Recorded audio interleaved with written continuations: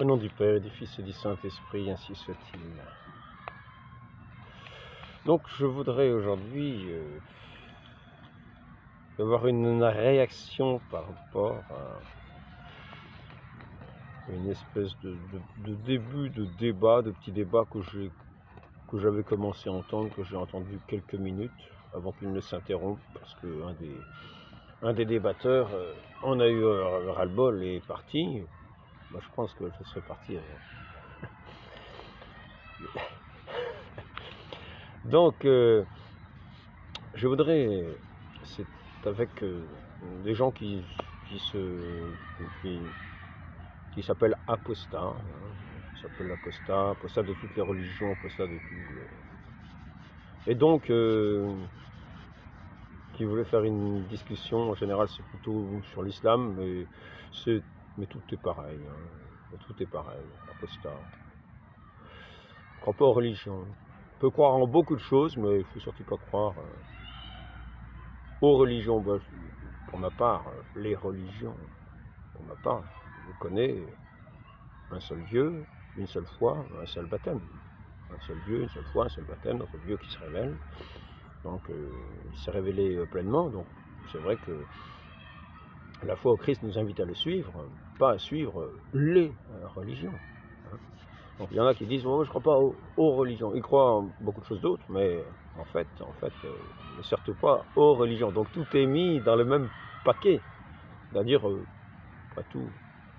S'il y avait une religion de vrai, on met tout dans le même paquet, le mensonge et le vrai et le faux, et tout ça, puis on l'envoie balader. Ah oui, balader avec nos comment dire, avec nos préjugés. Hein. On n'envoie pas balader nos préjugés, on garde nos préjugés, mais on envoie balader les enseignements qui sont enseignés par des personnes qui s'efforçaient d'entrer vraiment dans la connaissance. Dans la connaissance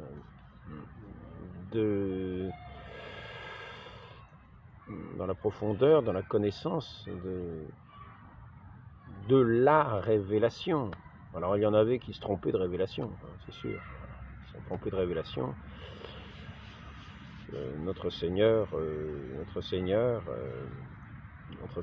est doux et humble de cœur, et qui nous dit de venir à son école, était doublé par un autre qui disait, oui, en dehors des mois sacrés, vous tuez tout le monde, vous tuez tous les incrédules, tous les apostats, tous les associationnistes, en dehors des mois sacrés, et voilà, partout vous les trouvez. Je répète, en islam, les mois sacrés, donc quand les islamistes envahissent un territoire, ils laissent 4 mois, en gros, 4 mois en gros, aux gens pour réfléchir. Soit ils payent un impôt pour avoir le droit de vivre, soit ils se convertissent, la belle aubaine, ou se convertissent, c'est-à-dire en fait ils se rallient à l'islam, soit on les tue. Hein, donc pas 36 choix. Soit ils s'en vont. On dit ils payent un impôt pour avoir le droit de vivre où ils sont, soit ils s'en vont, ils peuvent très bien s'enfuir aussi, ils peuvent très bien partir. Donc, voilà. S'ils arrivent à trouver un pays où justement ils peuvent être dans un pays qui n'est pas d'islam. Hein. Le temps qu'il y a des pays qui ne sont pas d'islam, ils peuvent partir ailleurs. Hein. Mais bon, alors je voudrais donc aborder quelques idées qui ont été abordées par ces gens-là. Une qui est pertinente, une qui m'a semblé assez pertinente. J'espère ne pas faire la chose en désordre. Hein. Ce sera sans doute un petit peu en désordre. Donc, une chose assez pertinente, c'était de dire, dites-moi simplement une chose que nous n'avons pas en dehors de la religion. Bon, le terme religion, je dois dire, bon, pour moi, je l'exclus. Je ramène ça simplement à l'Église. Notre Seigneur Jésus-Christ a institué une Église, donc je le rapporte simplement à cela. Je ne veux pas me parler ni du bouddhisme, ni du cannibalisme, ni de la religion, de l'adoration des arbres, ni de l'idolâtrie de la personne humaine, ni de... Non, on parle de religion. parlerai pour ma part du catholicisme, de l'enseignement, cet enseignement catholique, c'est-à-dire universel, que nous a donné notre Seigneur Jésus-Christ pour tous les hommes. Parce que Dieu a créé l'homme à son image, donc notre Seigneur Jésus-Christ est venu chercher la brebis perdue qui était perdue, c'est-à-dire notre humanité, pour la ramener sur ses épaules, hein, au prix que nous savons. Le prix que nous savons. Donc, par amour pour l'humanité, comme il l'a dit, je ne suis pas venu condamner, je suis venu pour sauver. Je ne suis pas venu condamner les hommes, pour que les hommes parviennent au salut. C'est le dialogue avec Nicodème, chapitre 3 de Saint Jean. Donc, ce que disait cette dame, c'est qu'est-ce que nous apporte l'Église? Qu'est-ce que nous apporte l'Église dans son enseignement? Que nous apporte le fait d'adhérer à cette foi catholique par rapport au fait de ne pas être du tout catholique, de ne pas être du tout croyant? Qu'est-ce que ça nous apporte? Et alors, attendez une réponse. Mais c'est vrai que je n'ai pas beaucoup entendu de réponse. C'est vrai que un monsieur qui représentait les chrétiens, il a demandé de citer, par exemple, ces mauvais passages, hein, ces mauvais passages qu'on avait, des évangiles, par exemple, du Nouveau Testament. Et le monsieur qui avait en face, qui faisait partie des apostats, a fait une citation, laquelle je reprendrai tout à l'heure, hein, que je peux reprendre d'ailleurs aussitôt maintenant. Une foule nombreuse se pressait, il disait si quelqu'un vient à moi et ne hait pas son père, sa mère, sa femme, ses enfants, ses frères et ses sœurs, jusqu'à sa propre vie, il ne peut être mon disciple. Ah, ben, non, alors, il avait l'air de... C'est vrai que c'est assez surprenant quand on entend une parole comme ça, quand on ne connaît rien à rien. On interprète haïr ses parents, haïr ses frères et sœurs, oh là là, haïr jusqu'à sa propre vie. Dans d'autres traductions, c'est jusqu'à son âme. Haïr son âme, oh ben, mais c'est dingue, c'est vraiment la religion de la haine.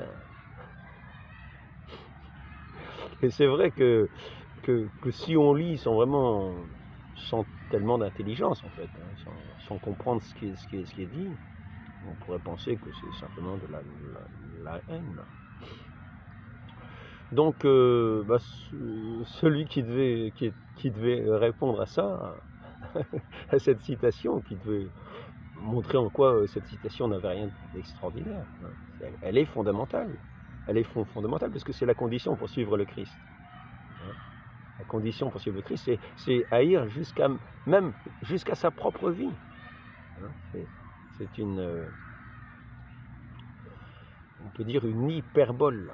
C'est-à-dire une hyperbole dans un style hébraïsant, c'est de l'évangile de Saint Luc, une hyperbole, c'est-à-dire une exagération dans la façon de parler, de façon à souligner un point particulier, de façon à souligner le point capital, c'est-à-dire que pour suivre le Christ, si on suit le Christ, qui est le pasteur, le divin pasteur, il faut être attaché à lui plus qu'à tout le reste.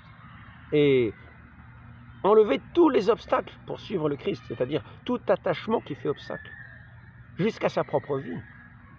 C'est pour ça que ce témoignage du Christ, du fait qu'on ne rougit pas de lui, qu'on le prend comme le trésor précieux, cette perle précieuse, pour qui on vend tous ses biens afin de l'acheter, c'est justement l'amour. Ce n'est pas la haine qui est exprimée ici, c'est véritablement l'amour. L'amour précieux, l'amour inestimable de celui qui est venu dans ce monde pour être notre tout, notre vie, notre joie, notre bonheur véritable. Et auquel rien ne peut être comparé, ni personne. Il nous faut le choisir, le suivre, si nous voulons être son disciple.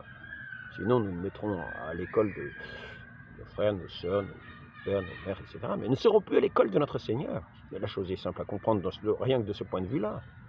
Mais aussi que pour notre Seigneur, notre Dieu qui s'est fait homme, qui est venu dans notre humanité pour se donner à nous, pour que nous vivions de lui. Et cette perle précieuse,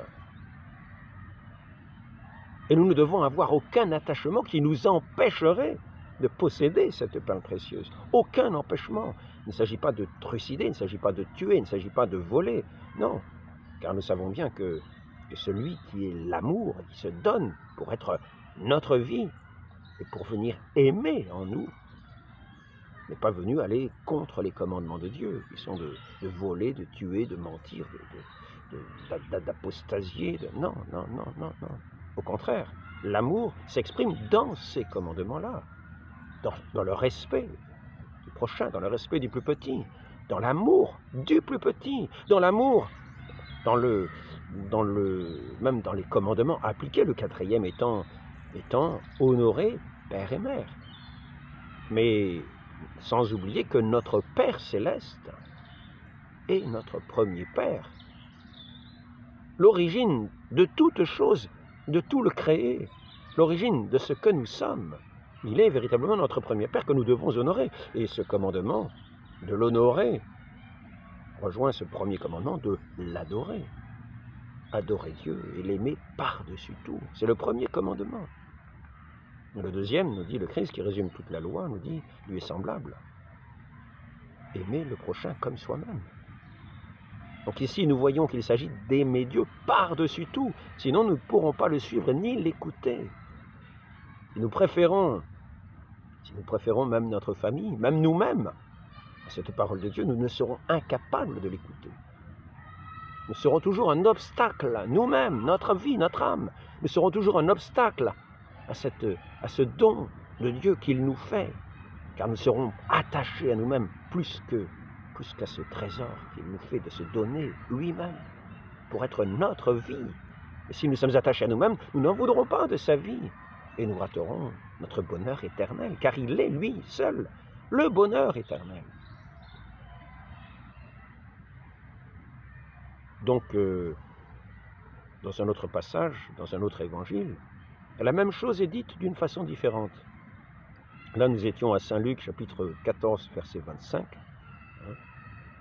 Des foules nombreuses faisaient route avec lui et se retournant, il leur dit.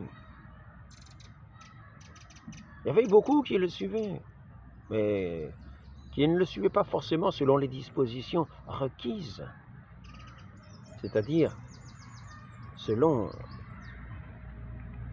l'enseignement véritable qu'il vient porter, selon ne connaissons pas le prix de cette perle précieuse, de ce don qu'il nous fait, de ce prix inestimable qu'il nous fait. Mais beaucoup sont comme ça suite, ils se disent oh, il va rétablir le royaume d'Israël, il va faire ceci, il va faire cela, oui c'est un faiseur de miracles, c'est formidable, il va nous guérir, il va... Voilà. Tout cela est vrai. Mais ce n'est pas le cœur du message. Le cœur du message, c'est qu'il faut le choisir lui, avant toute chose. L'aimer lui. L'aimer lui et être capable de donner sa vie pour lui comme lui-même donne sa vie, a donné sa vie pour nous sur la croix. C'est l'amour. Un amour sans repentance, donné sans attendre de retour. Mais là, notre Seigneur se donne à nous et il nous dit, donnez-vous de la même manière. Donnez-vous de la même manière, c'est là le chemin de la vie véritable, c'est ce chemin de croix que j'ai pris moi-même. On renonce à soi-même, on renonce à son égoïsme, on renonce à soi-même pour s'abaisser jusqu'à l'humanité du prochain. C'est ce qu'a fait notre Seigneur, il était dans ce ciel, Dieu, impassible, et il s'est fait homme, capable de souffrance. Il s'est abaissé jusqu'à notre humanité, il s'est fait... Comme on dit, il y a un terme qui quelquefois est utilisé en mal, condescendant. Il est condescendant, mais oui, condescendant, c'est-à-dire qu'il est descendu à nous, avec nous. Il est venu jusqu'à nous. Il s'est fait plus petit, le dernier, parmi nous, le serviteur de tous, condescendant. Il s'est remis au souhait véritable des hommes. Que veux-tu que je fasse pour toi ? que je retrouve la vue. Que veux-tu que je fasse pour toi? Ta foi t'a sauvé. Et oui, il ne s'agit pas d'entrer dans des dimensions de péché, non, mais voir ce que véritablement notre Seigneur est venu apporter. Il est venu apporter la lumière, il est venu apporter la vie, il est venu apporter la libération du péché, cette emprise de soi-même sur soi-même, cette préférence de nous-mêmes qui fait que nous sommes incapables d'aimer véritablement. Tout ce que nous faisons est jouissance et profit, idolâtrie du monde. Mais ce n'est pas l'amour. Cet amour, c'est ce don. Et nous devons entrer dans ce don. Nous le recevons. Et nous nous donnons aussi à sa suite. Il n'y a pas de plus grand amour que de donner sa vie pour ceux qu'on aime. Donc, ce même passage où il est dit des foules nombreuses faisaient route avec lui, se retournant, il leur dit, si quelqu'un vient à moi et ne hait pas son père, sa mère, sa femme, ses enfants, ses frères et ses sœurs, jusqu'à sa propre vie, il ne peut être mon disciple. C'est-à-dire haïr, c'est-à-dire c'est une dimension hyperbolique, c'est-à-dire une exagération. Une exagération, c'est-à-dire que il faut vraiment le préférer à tout, et c'est ainsi que c'est traduit dans un autre évangile, que c'est dit dans un autre évangile, comme manière de le comprendre. Celui qui aime son père ou sa mère plus que moi n'est pas digne de moi. Celui qui aime son fils ou sa fille plus que moi n'est pas digne de moi. N'est pas digne de moi. Car il est vraiment le bien souverain, le souverain bien. Ceux qui s'attachent naturellement, simplement naturellement, non pas dans cette charité véritable qui est Dieu lui-même. Il faut nous attacher à Dieu pour aimer véritablement de la grâce avec laquelle Dieu nous aime. Et ainsi, nous sommes semblables à lui. Nous sommes son disciple. Le disciple est comme le maître. Donc il faut renoncer jusqu'à nous-mêmes pour l'écouter. Et ainsi, c'est souvent cela, pour écouter le prochain. Il faut savoir renoncer quelquefois à sa propre opinion. On écoute le prochain, que dit-il? Après ça, nous voyons si ce qu'il dit est farfelu ou pas. Et notre Seigneur, lui, n'avait pas une parole farfelue. Il disait, il faisait ce qu'il disait. Il est allé jusqu'à la croix. Donc, ce n'est pas une parole farfelue. Il guérissait les malades. Il disait bien, si vous ne croyez pas à cause de ce que je dis, croyez à cause des œuvres. Donc ces œuvres, elles étaient données à voir, ces œuvres. Saint Vincent de Paul, quand il a le même était ainsi un disciple de notre Seigneur. Et il avait le même enseignement. Notre Seigneur commençait par faire et puis par enseigner. Il a pris notre nature. Et Saint Vincent de Paul est allé auprès des plus pauvres. Auprès des plus pauvres, auprès des miséreux, ceux qui n'étaient même pas regardés. Et en eux, il voyait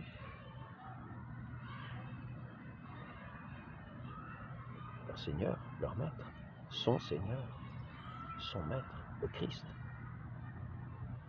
Ce que vous faites au plus petit des miens, c'est à moi que vous le faites. Pour cela, il faut être véritablement à l'école de notre Seigneur, à l'écoute de notre Seigneur. Et c'est ainsi que je voudrais en venir. Je vais d'ailleurs aujourd'hui, dans cette fête de Sainte Catherine Labouré, celle à qui la très Sainte Vierge est apparue, le 27 novembre, je crois que c'est 1830, à la rue du Bac. Eh bien, aujourd'hui, nous voyons un texte de Saint Vincent qui parle de cette vocation des filles de la charité, qui nous fait comprendre bien ce que signifie choisir le Christ, le mettre en premier, et comment dans nos vies on le sert. Donc,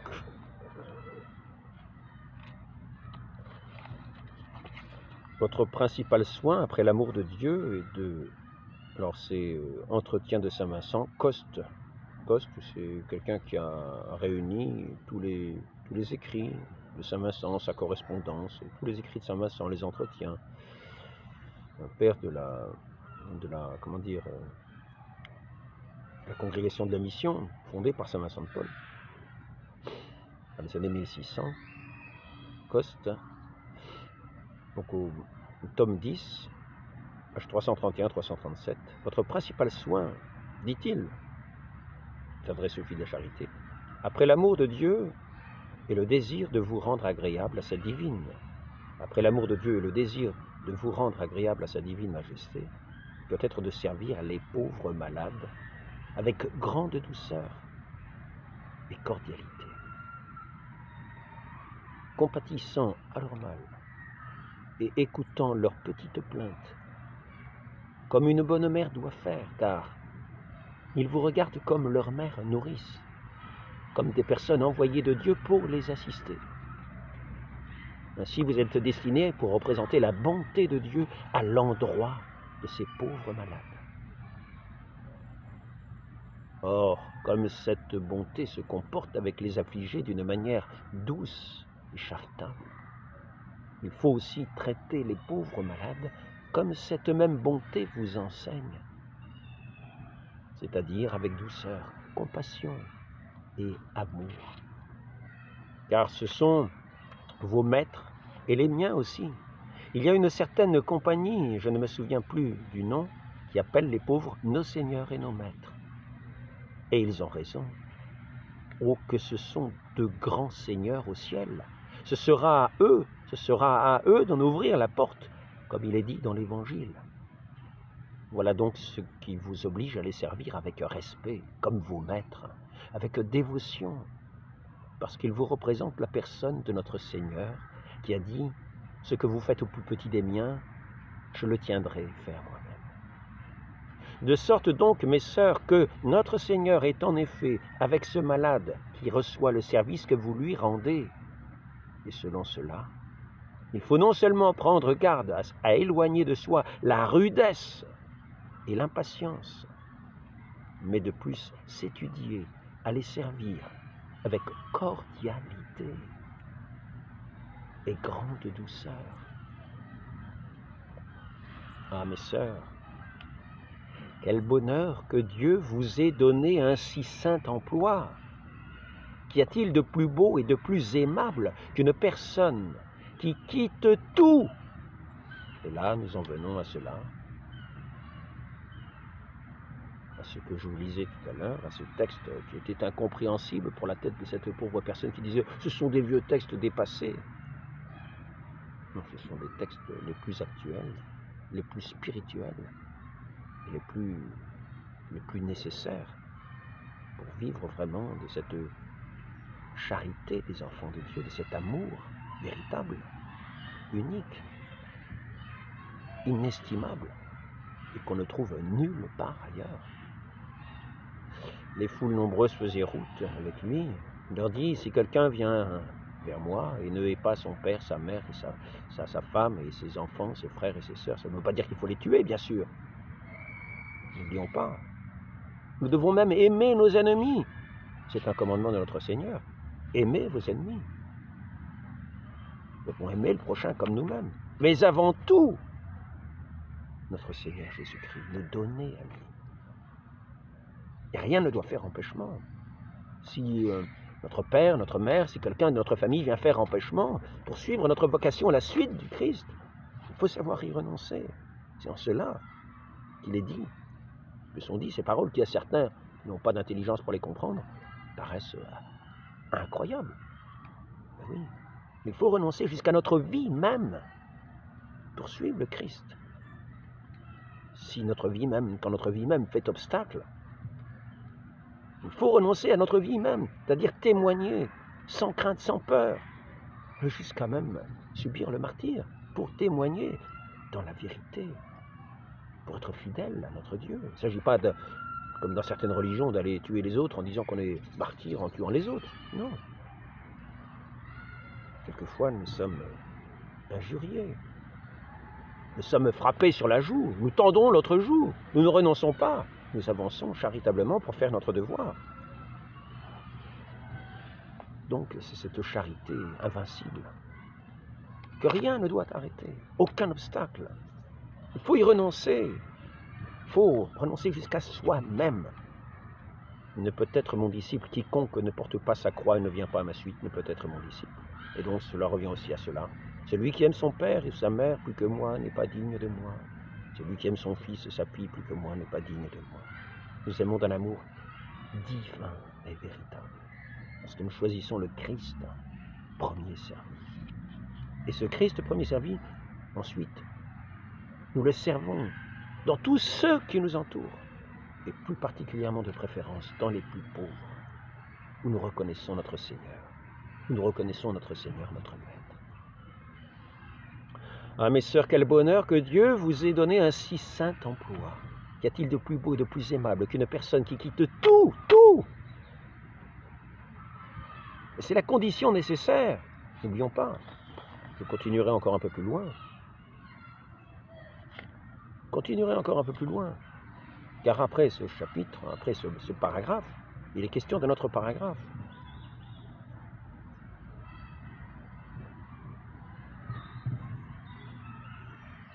Il est question de bâtir une tour. Ça ne sert à rien de commencer à bâtir une tour si on ne peut pas la finir, ce sera inachevé. Donc il y a des conditions pour suivre notre Seigneur. Et si nous ne sommes pas prêts à renoncer jusqu'à nous-mêmes, à tout ce qui fait nos attachements, à tout ce que nous aimons en ce monde, si nous ne sommes pas prêts à y renoncer pour suivre le Christ, ce n'est pas la peine de marcher à sa suite. Ils ne seront jamais ses disciples. Lui qui est doux et humble de cœur, qui vient briser tous les jougs de l'esclavage du péché, pour nous faire aimer dans cette communion véritable à Dieu et aux hommes. Donc, bâtir une tour, il prend l'exemple de quelqu'un qui veut bâtir une tour, de quelqu'un qui rencontre une armée, il réfléchit avant d'engager le combat. Et s'il voit qu'il ne peut pas vaincre, au lieu d'engager le combat, il va envoyer une ambassade, proposer la paix. Ainsi, quiconque d'entre vous ne donne pas congé à tous ses biens ne peut être mon disciple. Et ça, c'est l'évangile selon saint Luc, chapitre 14. Quiconque d'entre vous, c'est la condition, ne donne pas congé à tous ses biens ne peut être mon disciple. Maintenant, il faut connaître le Christ pour pouvoir faire cela, et c'est là l'acte de foi, par la connaissance du Christ. Si nous ne connaissons pas le Christ, bien sûr, nous n'irons jamais renoncer à nous-mêmes, renoncer à tout ce que nous avons de plus cher pour le suivre. C'est parce que nous le connaissons, nous en connaissons le prix inestimable de son amour, ce prix unique qui est notre vie même, lui qui se fait notre pain quotidien, notre pain vivant et véritable, unique. Donc, ainsi, mes sœurs, quel bonheur que Dieu vous ait donné un si saint emploi. Qu'y a-t-il de plus beau et de plus aimable qu'une personne qui quitte tout pour se donner entièrement à Dieu, pour le service des pauvres? Et que cela est beau. Si nous pouvions voir une fille de la charité qui sert bien les malades, qui a soin de leur salut, qui travaille de tout son pouvoir à sa perfection, c'est-à-dire être une parfaite disciple de notre Seigneur, et à le servir parfaitement dans les plus pauvres, pour se rendre agréable à Dieu. On se rend agréable à Dieu en se rendant agréable au prochain de cette manière, en soulageant les misères de son prochain. C'est ainsi qu'on se rend agréable à Dieu.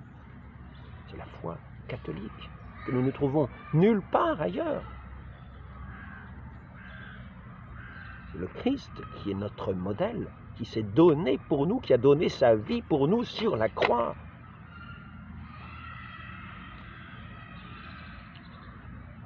Pour faire connaître le visage de l'amour de Dieu, du Père. Nous avons un Père dans le ciel.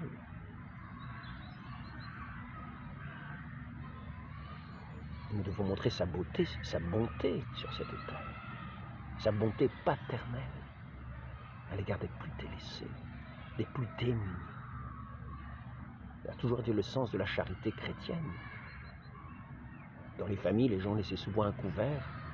On disait c'est la place du pauvre, la chaise du pauvre, c'est l'assiette du pauvre. Et c'était comme ça dans les campagnes, et c'était comme ça dans maintes familles. Il y avait ce sens de la charité, même si été quelquefois endormis par les préoccupations du monde. Il ne s'agit pas simplement d'avoir une foi vague et de laisser pousser les ronces de toutes les préoccupations du monde. Ça, ce n'est pas être disciple de notre Seigneur. Il faut couper, travailler, méditer, prier, demander la grâce et suivre de toute sa vie, de tout son cœur, de toute son âme. C'est ainsi que véritablement nous aimons non seulement Dieu, mais le prochain. Dans cette joie intime que nous avons, dans ce renoncement à nous-mêmes, où Dieu vient habiter en nous, dans tout son amour,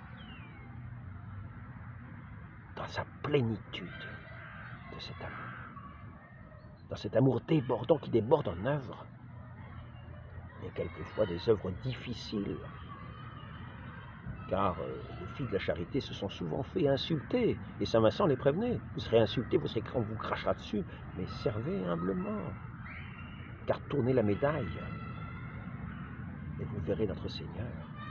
Tournez la médaille de ce visage qui vous grimace, qui vous insulte, tournez la médaille, et dans la foi, reconnaissez le visage de notre Seigneur Jésus-Christ dans les plus pauvres. Donc, si nous pouvions voir une fille de la charité qui sert bien les malades, qui a soin de leur salut, qui travaille de tout son pouvoir à sa perfection pour se rendre agréable à Dieu, mes sœurs, si nous pouvions voir l'état d'une fille en qui cela est, il n'y a rien de beau comme cette âme. Nous ne le voyons pas maintenant. Maintenant, nous voyons que la difficulté, le rebut, le côté quelquefois difficile et quelquefois le côté aimable et magnifique, qui nous apparaît quelquefois, mais quelquefois qui ne nous apparaît pas. Dans l'effort, nous ne voyons souvent que l'effort, et non pas le confort de cette joie intérieure que nous ne sentons pas toujours, parce que quand nous sommes dans l'effort, c'est cette joie, cet esprit qui nous donne cette force, cet amour qui nous donne la force de surmonter la difficulté par l'effort. Nous sentons que l'aridité du moment, quelquefois. Nous ne le voyons pas maintenant, mais nous le verrons au ciel. Si nous voyions une fille, ainsi faite, on verrait son âme reluire comme un soleil. Comme parle notre Seigneur en sa Sainte Écriture, le juste est comme le soleil. Ainsi, mes filles, si vous saviez quelle grâce c'est que servir les pauvres, être appelé de Dieu pour cela. Quand une bonne fille de la charité donne toute sa vie au service de Dieu, qu'elle a tout quitté, qu'il n'y a rien au monde pour elle, ni père, ni mère, ni bien, ni possession, ni connaissance, que Dieu ou pour Dieu, il y a grand sujet de croire que cette fille-là sera un jour bien heureuse. Ah. Je pensais que j'avais de la visite, mais non. Qui demeure dans l'amour demeure en Dieu et Dieu en lui. Rien de plus doux que de s'attacher au commandement du Seigneur. Nous avons reconnu l'amour de Dieu pour nous et nous avons cru en lui. Voici le commandement de Dieu, que celui qui aime Dieu aime aussi son frère. Le temps répond qui se chante dans les offices. Donc, maintenant je voudrais en venir. Que donne la religion que nous n'avons pas en dehors? Disait cette dame qui porte le titre d'apostate et qui méprise tout ce qui est des religions, de tous ceux qui sont de la religion. Oui. On ne peut pas dire qu'elle les porte dans son cœur. Eh bien, ce que cela donne, je dirais aussi que c'est la connaissance de la dignité de l'homme qui est faite à l'image de Dieu. C'est ainsi que, dans le service des plus pauvres, c'est le visage du Christ que la fille de la charité, qui a donné sa vie pour son Dieu, sert.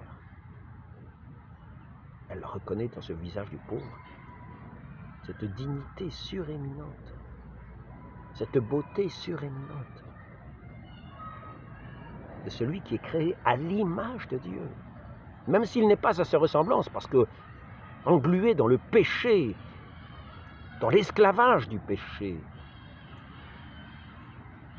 Ainsi, cette dignité suréminente habite le cœur du chrétien, qui reconnaît en tout homme cette dignité que confère le fait d'être à l'image de Dieu. Et même toute cette création, on devient respectable, car toute la création chante et est une louange à Dieu.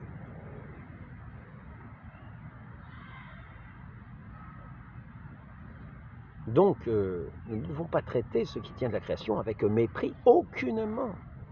Il y a quelquefois nécessité d'en user, car il nous a été donné d'en user ainsi. Mais toujours avec grand respect en toutes choses.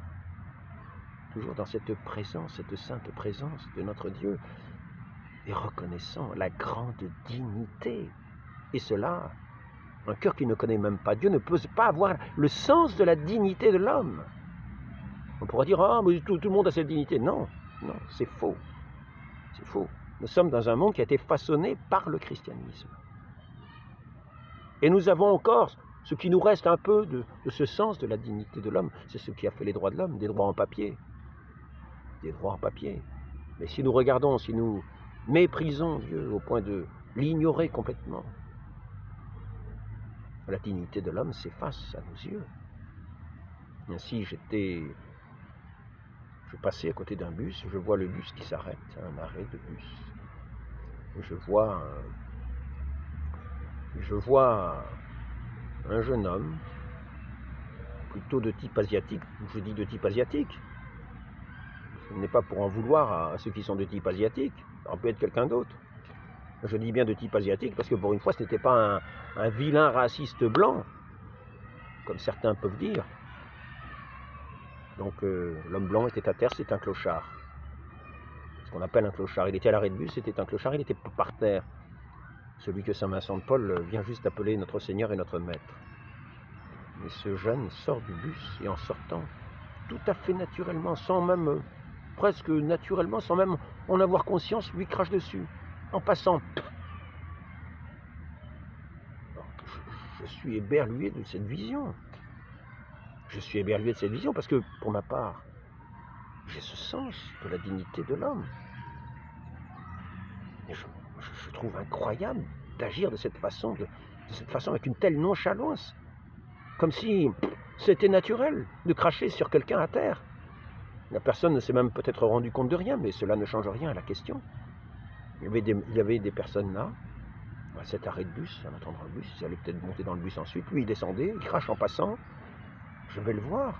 Quelle était ma stupéfaction quand, en le voyant, en lui faisant la remarque, il semblait tout étonné, parce que pour lui la chose était naturelle, parce qu'il n'a pas le sens de la dignité de l'homme.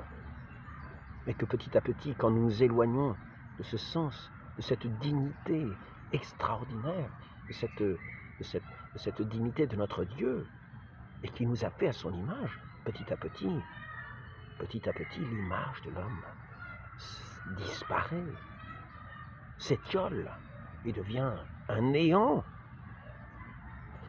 pour le frère. Et je voudrais dire, nous en arrivons dans certaines contrées à avoir si peu ce sens-là que nous voyons, quand les Espagnols sont arrivés en Amérique latine, ils ont pu découvrir avec stupéfaction comment des prisonniers étaient attachés sur des poteaux et qu'on les dévorait vifs, lambeau de chair par lambeau de chair.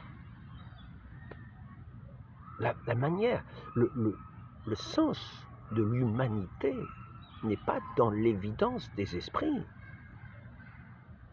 Si nous n'avons pas la lumière de Dieu pour considérer l'homme à son image, nous pouvons aussi bien dire que l'humanité n'est, après tout, comme certains le considèrent, qu'un petit tas de poussière ambulant faisant quelques bruits absurdes. Et oui, certains ne voient pas l'humanité autrement que comme un néant, qu'il était déjà avant sa conception ou sa naissance, parce que pour certains, même après la conception, ce petit être qui a déjà une âme à la conception n'est qu'un néant, qu'on peut aussi bien interrompre la grossesse. ou bien alors après la mort, un néant, on retourne. D'un néant, on retourne au néant, avec au milieu un néant animé. Et ainsi, quel sens à cette humanité à laquelle nous ne connaissons pas la dignité du fait d'ignorer Dieu même, qui lui confère cette dignité. C'est cette dignité dans cette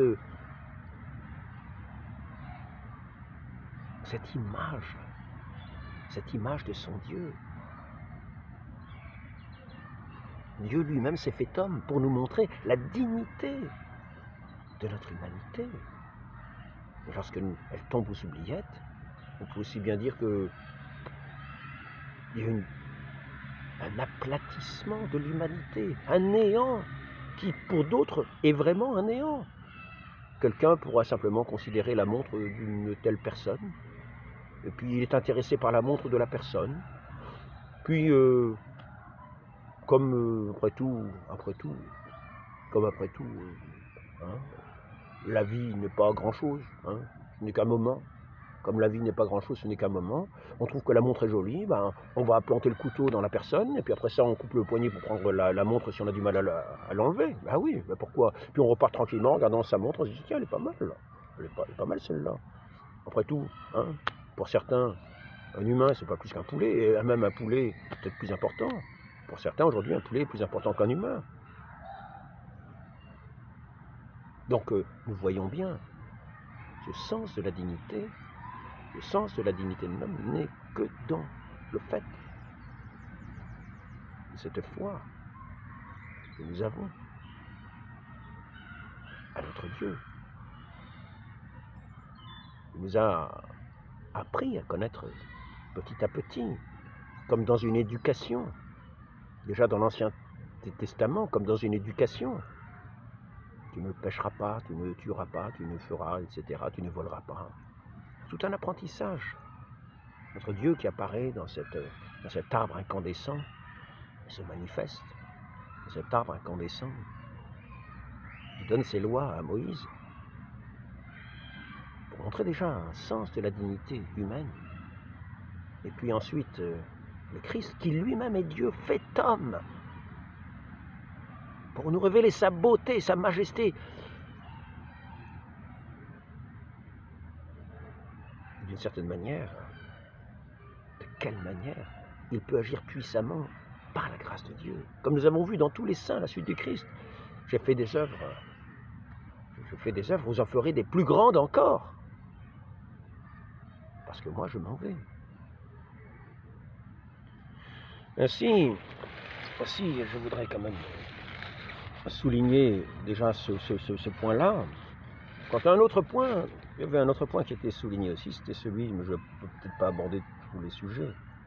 Il y en avait une qui disait, mais pourquoi croire? Pourquoi croire? Croire. Nous avons la connaissance.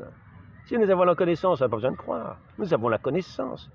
Croire, c'est bon pour ces ahuris qui ne connaissent rien. Mais nous avons la connaissance. Là-dessus, on pourrait répondre, et qu'est-ce qui vous fait croire en votre connaissance? Votre connaissance, croyez-vous que je suis obligé de croire en votre connaissance? Qu'est-ce qui vous fait croire en votre connaissance?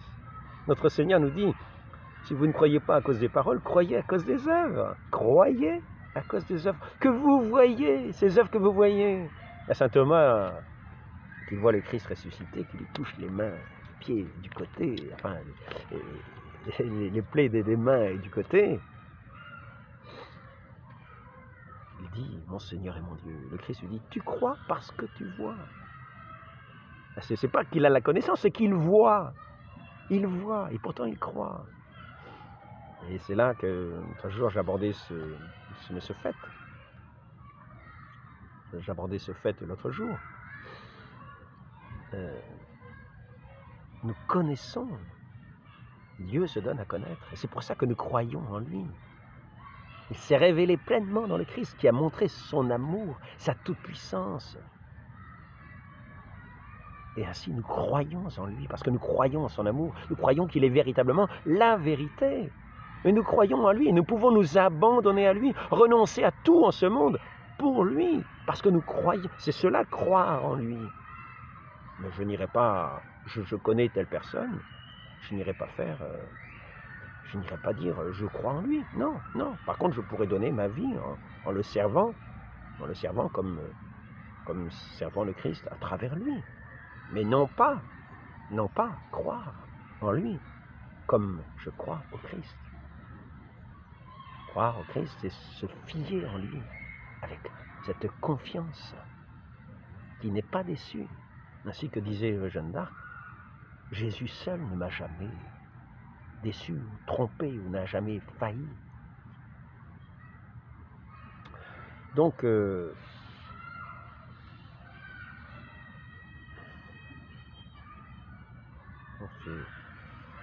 c'est au sujet de cette connaissance, c'est en plus cette connaissance en laquelle nous croyons.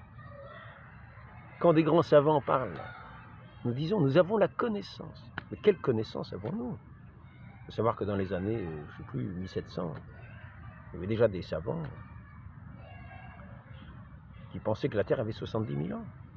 Puis quelques années après, on a décrété que la Terre avait, ces mêmes savants, ces autres savants, d'autres qui ont succédé quelques années après, ont décrété que la Terre avait 1, 2, 3 millions d'années ou 10 millions d'années. On n'est pas ça après. Puis après ça, quelques années après, 50 ans après, 60 ans après, on a dit « Ah ben maintenant c'est 1 milliard d'années ou 2 milliards d'années ». Puis on faisait des calculs qu'on ajustait, je vous en ai déjà parlé plusieurs fois. Vous croyez, vous dites vous connaissez, croyez-vous en ce que vous connaissez? Vous connaissez cela? Croyez-vous en ce que vous connaissez? Nous avons vu des savants qui parlaient au sujet de la manière de soigner certaines maladies. Aujourd'hui, nous en avons les effets secondaires témoignés dans certains journaux comme Le Figaro. Des effets secondaires de plus en plus nombreux, alors qu'il était dit par l'ensemble de la classe scientifique, aucun risque, aucun effet secondaire. Non, non, il n'y a pas d'effet secondaire. Non, non, non, non, non, non. Croyez-nous, croyez-nous. Quand vous allez dans un supermarché, vous achetez des boîtes de conserve ou des aliments, vous ne pensez pas qu'ils sont empoisonnés. Sinon, vous ne les achèteriez pas. Si on vous disait, vous allez les manger, vous allez mourir, parce qu'ils sont empoisonnés. Celui-là, on a mis du poison dedans, vous voyez, de l'arsenic. On a mis de l'arsenic. Là, dans cette boîte-là, il y a de l'arsenic. Donc, vous faites confiance. Vous allez acheter la boîte parce que vous croyez qu'il n'y a pas d'arsenic. Mais il se trouve que quelquefois, il se peut que des boîtes soient empoisonnées. Je crois bien que on a déjà entendu des choses de ce genre. C'est très rare. Heureusement. Sinon, ça serait terminé pour ces grands magasins. Chacun se mettrait à cultiver son jardin parce qu'il ne croirait plus au prochain. Nous avons des tas de connaissances, vraies ou fausses, auxquelles nous croyons, auxquelles nous ne croyons pas. Notre Seigneur, lui, nous a donné sa vie. Il nous a donné sa vie. Et il en a témoigné par les œuvres que le Père Céleste a réalisées en lui. Donc, à travers ses œuvres, c'est aussi un témoignage. Témoignage de ce Père Céleste qui accomplit ses œuvres dans le Fils. Le Père témoigne aussi pour moi, dit-il.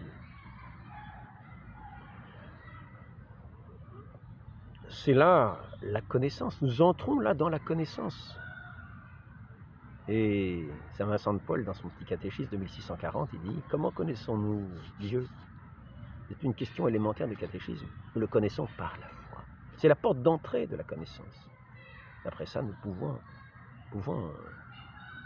nous fier à lui parce que nous avons vu, les disciples ont touché de leurs mains, ont vu de leurs yeux le Verbe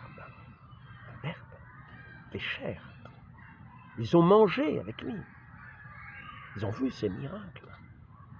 Comme celui dont je vous parlais l'autre jour, ce miracle qui paraît si simple. Du blé qui se change en sang. Une hostie consacrée qui se met, alors qu'elle traînait par terre, on l'a mise dans un verre d'eau, dans un récipient d'eau. Elle était changée en sang, comme une coagulation de matière rouge qui a été analysée et qui a été trouvée comme étant un tissu du myocarde avec des globules, toujours présents, montrant que ce cœur était comme vivant. Voici notre Seigneur qui dit « Voici mon corps ». La dernière scène. « Voici mon corps, prenez et mangez ». C'est cette communion, c'est cette vie qu'il nous a donnée sur la croix. C'est cette vie de son amour. Lui qui nous a mérité, par le don qu'il a fait, par le témoignage qu'il a fait de cet amour, dans toutes ses œuvres, dans le don de sa vie, il a mérité notre amour en retour. Une croyance en lui. Donc, qu'apporte déjà la religion que les autres n'ont pas. N'oublions pas que les nazis n'étaient pas forcément tous des religieux, ni les communistes. Voyons tous les massacres on parle de 80 millions de population massacrée.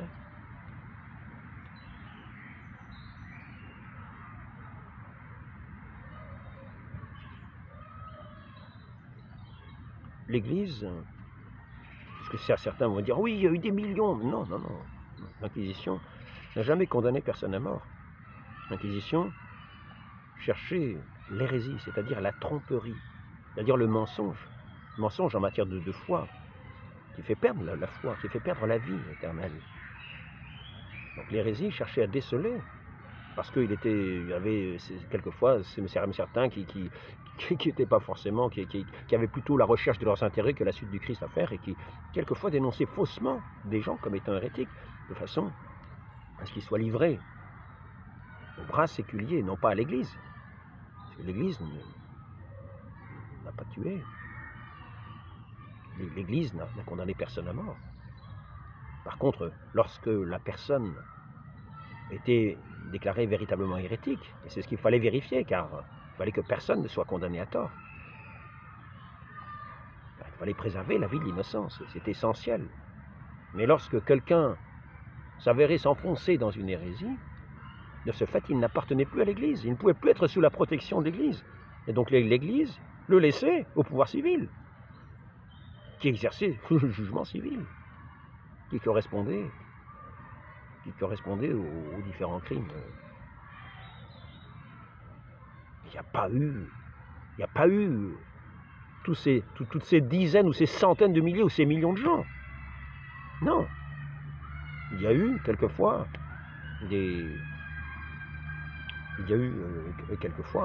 oui, effectivement, des bûchers au cours des temps. Mais ne pas oublier que souvent l'hérésie est liée aussi à des actions morales dans la société, quelquefois même à des crimes.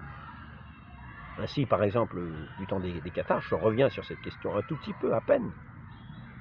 Les personnes n'étaient pas innocentes, ils s'attaquaient quelquefois aux ecclésiastiques et aux biens de l'Église et les expropriaient. Donc ça menait à un désordre. En même temps, nous avons vu ça tout au long de toutes les hérésies, avec une sorte de persécution des chrétiens, ils pouvaient être entraînés par des hérésies. Nous avons vu les Ariens, quand ils sont arrivés, qui massacraient les chrétiens en Afrique du Nord. Les Ariens, c'est-à-dire les Vandales, qui déportaient les prêtres, qui les assassinaient, les évêques. Donc, il ne faut pas confondre, ceux qui répandent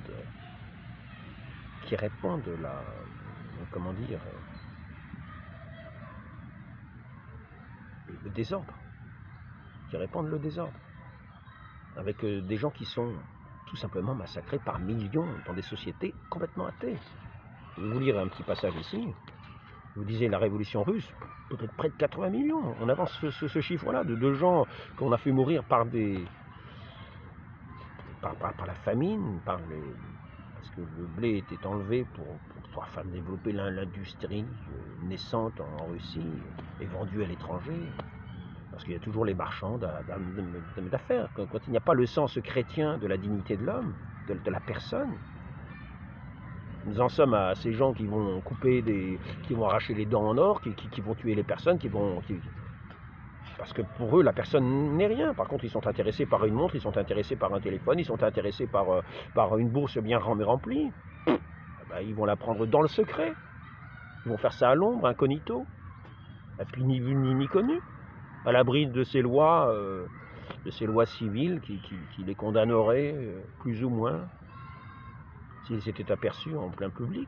Donc ils vont faire ce qu'ils ne font pas en public, ils le feront en secret. Voilà ce que c'est que d'être privé du sens de la dignité de l'homme.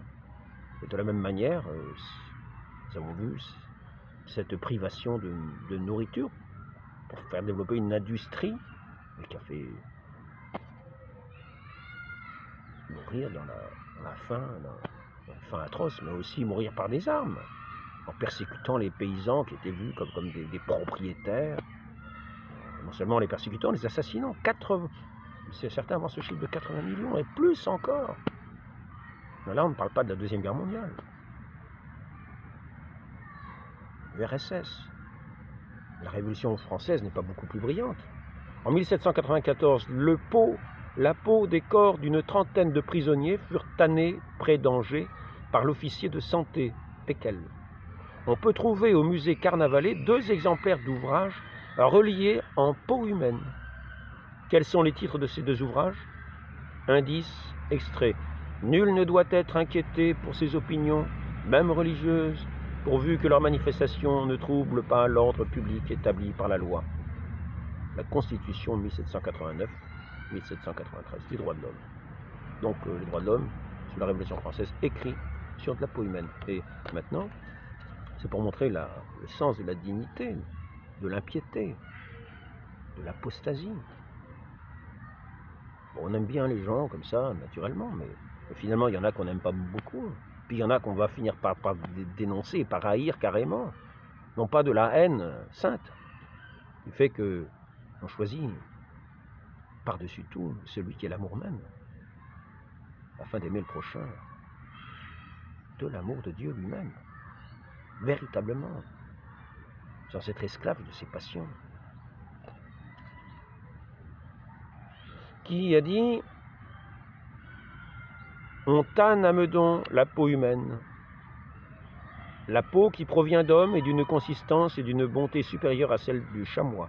Celle des sujets féminins est plus souple, mais elle présente moins de solidité. » Saint-Just, rapport du 14 août 1793 à la Convention des moyens extraordinaires. La révolution des Lumières.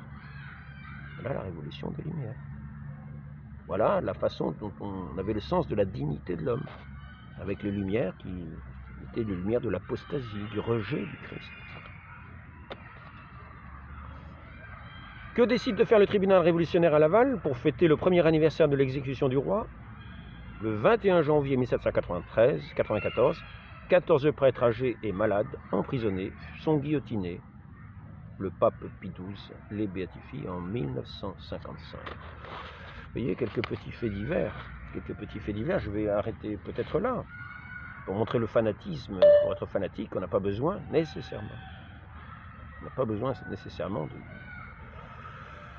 que ce soit un fanatisme attaché à ce qui peut apparaître de plus essentiel.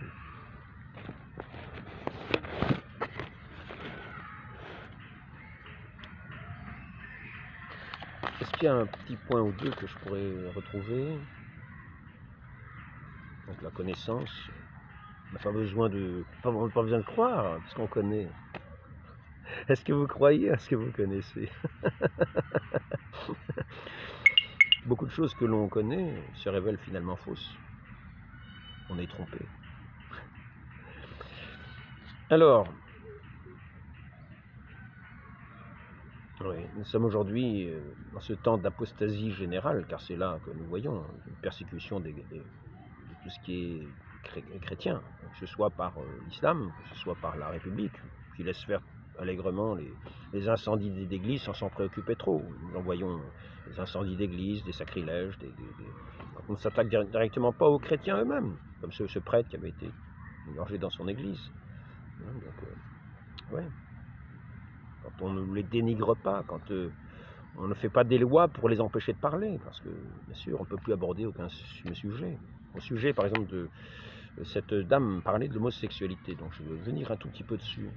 Mais il faut savoir, quand on a écouté le fait de renoncer à soi pour suivre le Christ, on suit le Christ pour vivre de son amour. On n'est pas livré à toutes les passions, à tous les désordres. On parle de l'homosexualité qui est effectivement, dans l'Écriture, montrée comme une abomination. Mais la gourmandise est un péché. Le vol est un péché. Tout cela, ce sont des désordres. les rapports entre hommes et femmes en dehors du mariage, ce sont des rapports désordonnés, des rapports de gens qui sont un petit peu comme ces mercenaires, qui viennent chercher une jouissance d'un moment en ayant un mépris pour celui qu'ils rencontrent, car c'est vraiment un mépris que d'aller au plus intime de la personne sans se donner à la personne. Le mariage a justement ce respect du don de l'un à l'autre, du don véritable de cette relation d'amour véritable, de ce respect, de ce don de l'un à l'autre. Ce n'est pas un petit rapt d'une jouissance et d'un plaisir au détriment de la personne qui est comme... qui n'est pas aimée,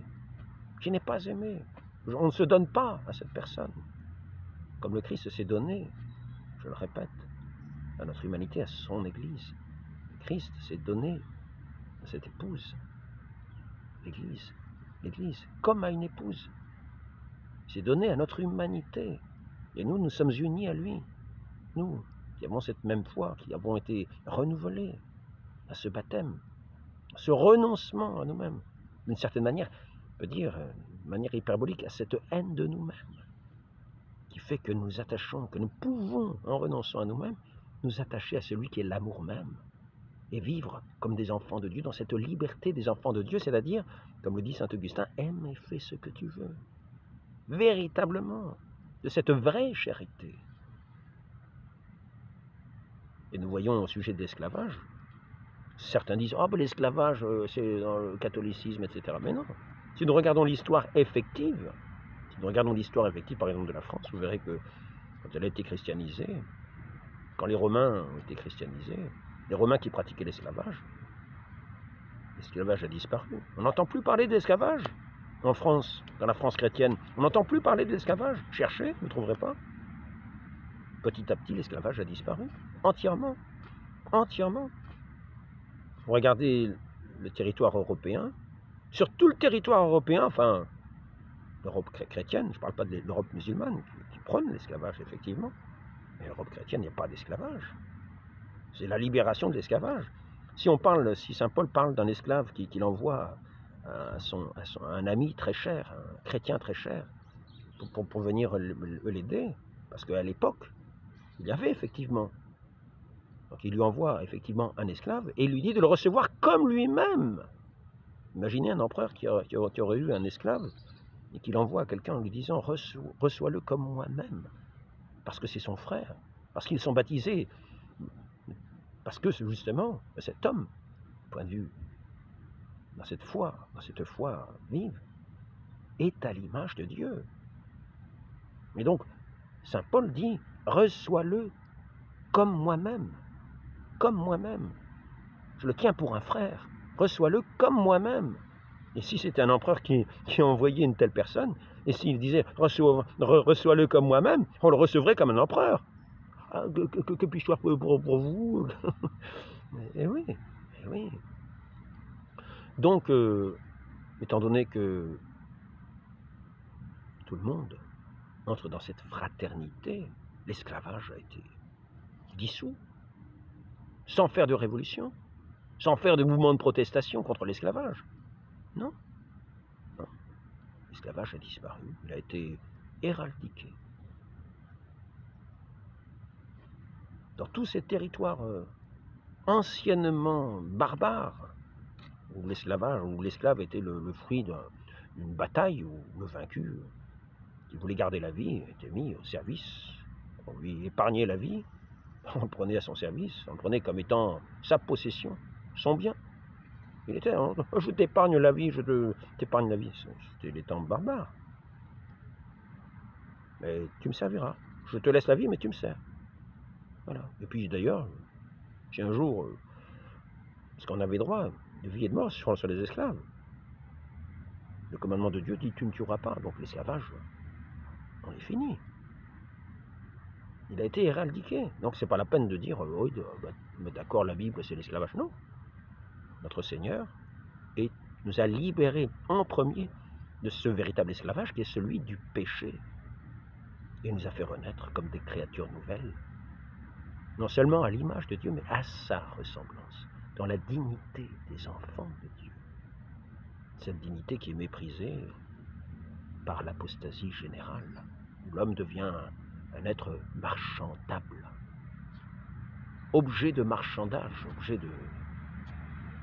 comme des requins financiers qui vont jouir eux aussi de l'utilisation de l'humanité, comme d'autres forniquent et jouissent de telle ou telle personne, du même genre ou pas du même genre, en passant, comme ces requins de la jouissance, comme ces requins financiers, sans aucune considération humaine.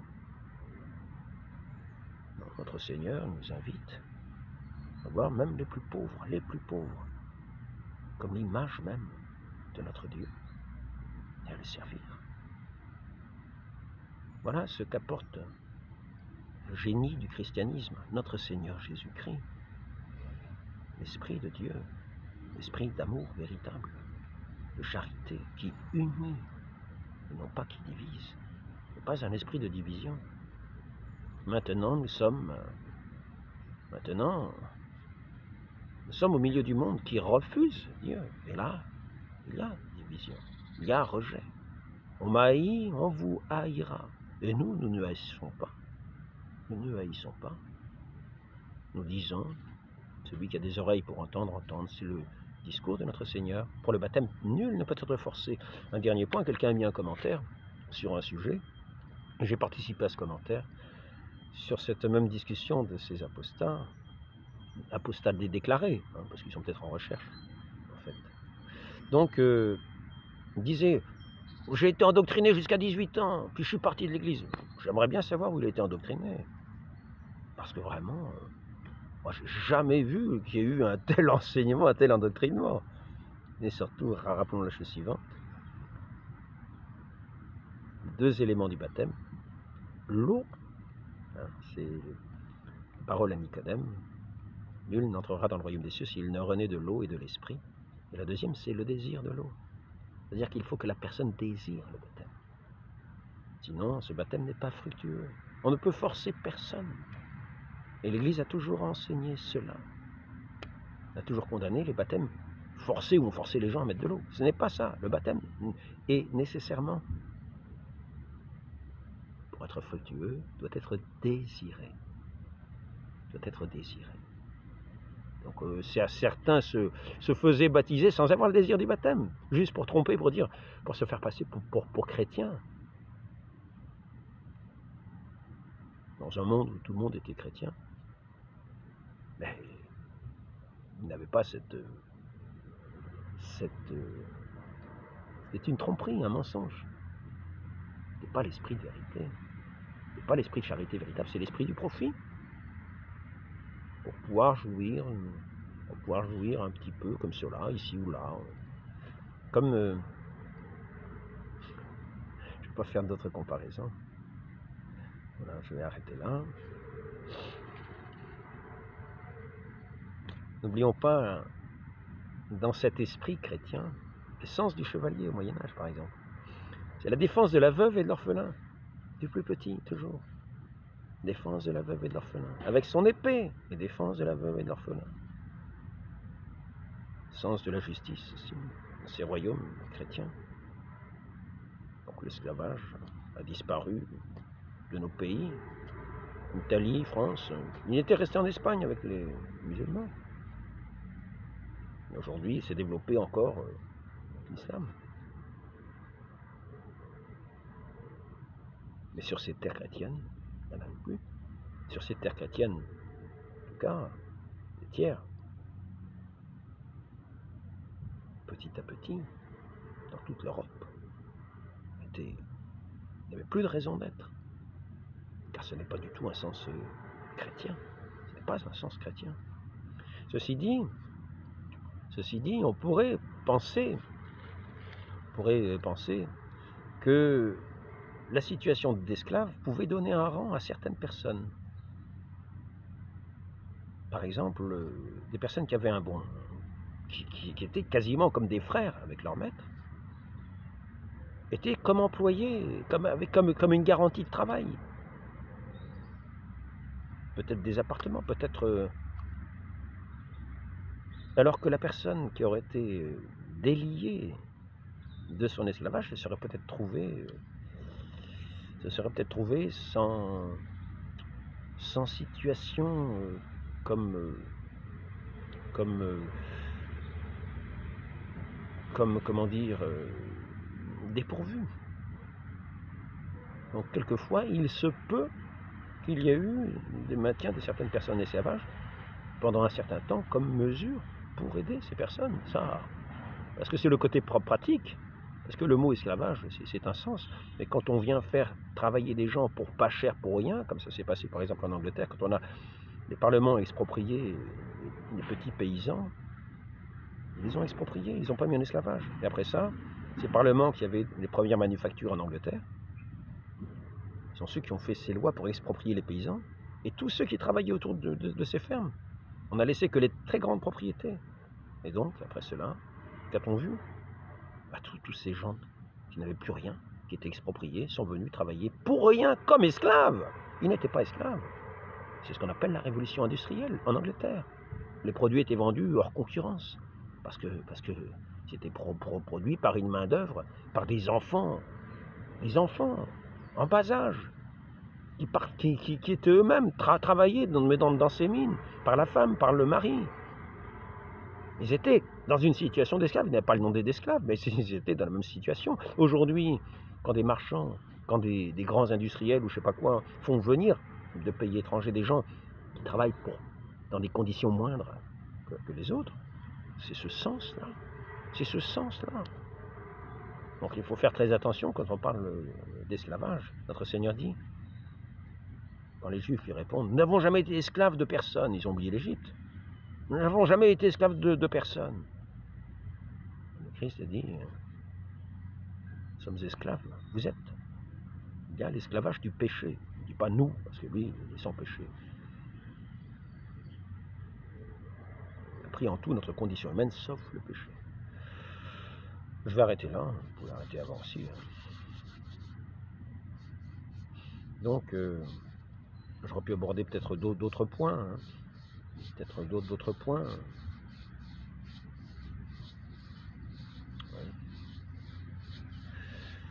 Demandons à la très sainte Vierge Marie ne pas entrer dans ces mouvements qui prétendent connaître et qui finalement sont dans une ignorance crasse. Ils connaissent rien du b.a.-ba, même de ce qui est de la foi, ni de Dieu, ni de Dieu véritable.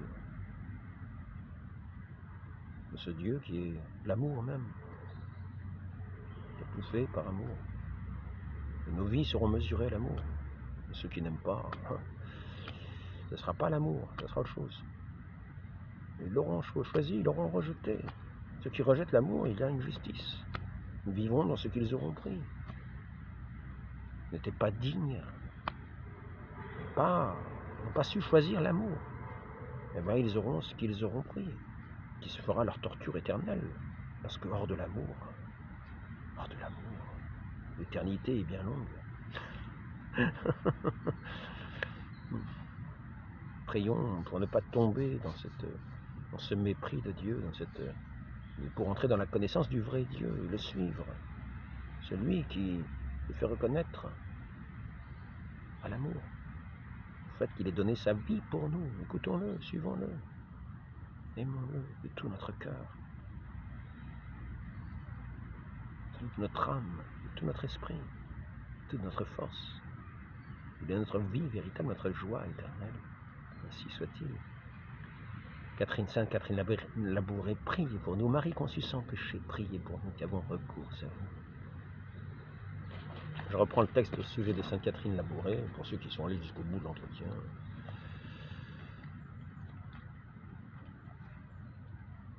Alors, nous en sommes. C'est pas le 26, c'est pas le 28, c'est ici. Si nous voyons une fille ainsi faite, on verrait son âme reluire comme un soleil. Comme parle notre Seigneur en la Sainte Écriture, le juste est comme un soleil. Au nom du Père et du Fils et du Saint-Esprit, ainsi soit-il.